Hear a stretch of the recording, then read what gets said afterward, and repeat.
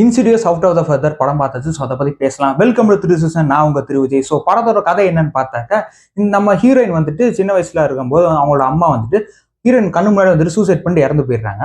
So இப்போ cut பண்ணி 20 வருஷம் அப்புறம் காட்டுறாங்க. ஹீரோயின் வந்து ஒரு டென்டிஸ்டா இருக்காங்க. அவங்களுக்கு ஒரு பொண்ணு இருக்காங்க. இப்போ டெய்லி நம்ம ஹீரோயின் தூங்கும்போது வந்துட்டு அவங்களுக்கு ஒரு அமானுஷமான கனவு வருது. ஸோ அந்த கனவுக்கும் இங்கே நடக்கிற விஷயம் எல்லாத்துக்கும் என்ன சம்மந்தம் அப்படின்னா அந்த படத்தோட கதை. பொதுவாக நம்ம பேய் படத்துக்கு எதுக்கு போவோம், ஹாரர் படத்துக்கு எதுக்கு போவோம்?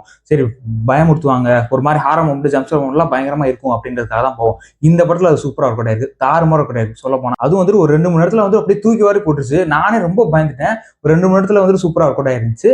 அண்ட் அதே மாதிரி இந்த படமும் வந்துட்டு ஒரு 1.25 மணி நேரம் தான். உங்களுக்கு போறதுமே தெரியாது. சூப்பரா கொண்டு போயிருக்காங்க. முக்கியமா அந்த படத்தை வந்துட்டு கதையா பார்த்தாக்க ஒன்றும் சிம்பிளான ஒரு கதையா தான் இருக்கும். ஆனா அவங்க ஸ்கிரீன் பிளே கொண்டு போனது வந்து ஒரு மாதிரி வித்தியாசமான அனுபவத்தை கண்டிப்பா கொண்டு போயிருந்தாங்க. ஒரு நல்ல ஒரு எக்ஸ்பீரியன்ஸாவே இருந்துச்சு.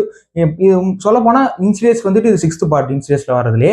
இதுக்கு முன்னாடி வந்த பாட்டோட இந்த பாட்டு வந்து கொஞ்சம் வித்தியாசமான ஒரு அனுபவத்தை கண்டிப்பா கொடுக்கும். இந்த படம் பயங்கரமா இருக்கு அப்படின்னு கேட்டீங்கன்னாக்கா பயங்கரமா இருக்கு. பட் அந்த அளவுக்கு பயங்கரமா இல்ல. கொஞ்சம் குழப்பம் இல்ல, டீட்டெயிலா சொல்றேன் கேளுங்க. அதாவது வந்து ஒரு 2-3 சீன்ஸ் வந்து 6 சீன்ஸ் சூப்பரா கிடைச்சு. குறிப்பா சொல்ல போனா வந்துட்டு ஸ்டார்டிங்ல வர அந்த சீக்வன்ஸா இருக்கட்டும், அதுக்கப்புறம் வர அந்த சோஃபாக்குள்ள ஒரு சீக்வன்ஸ் ஒன்று வரும். அதுல வந்து உங்களே சூப்பரா இருந்துச்சு. அதுக்கப்புறம் செகண்ட் ஹாஃப்ல ஒரு சில சீக்வன்ஸ் நல்லா இருந்துச்சு. மொத்தமா ஒரு பேய் கூட்டம்லாம் வரும். அந்த சீக்வன்ஸ் வந்துட்டு செம்மையா இருந்துச்சு.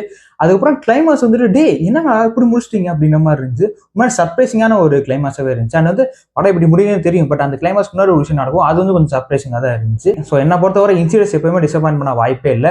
இதுக்கு மேலே வந்த பாட்டும் சரி, இப்பவும் சரி, கண்டிப்பா டிசப்பாயின்ட் பண்ண வாய்ப்பே இல்லை.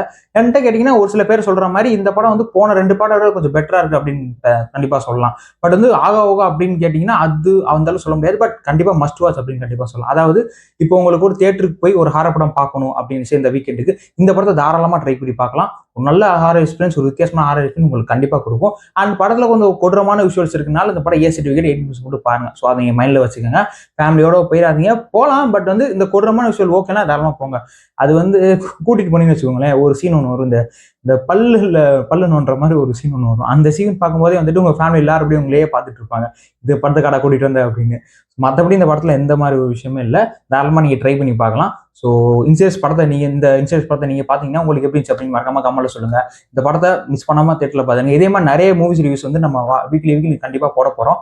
அண்ட் கண்டிப்பா வந்துகிட்டே இருக்கும். அடுத்தடுத்து நிறைய மூவி சஜஷன் மூவிஸ்லாம் வந்துட்டு தான் இருக்கு. ஸோ நீங்க உங்க சப்போர்ட் மட்டும் கொடுத்தீங்கன்னா ரொம்ப நல்லா இருக்கும். ஸோ பார்த்து பண்ணுங்க. இதே மாதிரி இன்னொரு நான் சந்திக்கிறேன். சரி, இன்சிடியஸ் படத்துக்கு நம்ம கொடுக்குற ரேட்டிங் என்னன்னு கேட்டீங்கன்னா கண்டிப்பா நான் ஒரு 7.8/10 தாராளமா கொடுப்பேன். நல்ல எக்ஸ்பீரியன்ஸ் கொடுத்து வித்தியாசமான அனுபவம் கண்டிப்பா கொடுத்துச்சு. ஸோ இந்த மாதிரி படத்தை தியேட்டர் எக்ஸ்பீரியன்ஸ் பண்ணுங்க. அப்போதான் ஒரு நல்ல ஒரு எக்ஸ்பீரியன்ஸ் கொடுக்கும். ஸோ மறக்காம கண்டிப்பா படம் பார்த்து எப்படின்னு மறக்காம கமெண்ட்ல சொல்லுங்க. ஸோ அடுத்த நானும் சந்திக்கிறேன். மறக்காம நம்ம திரு ஸ்பீச்சர் நல்லா சப்ஸ்கிரைப் பண்ணி வச்சுக்கோங்க. Thank you so much.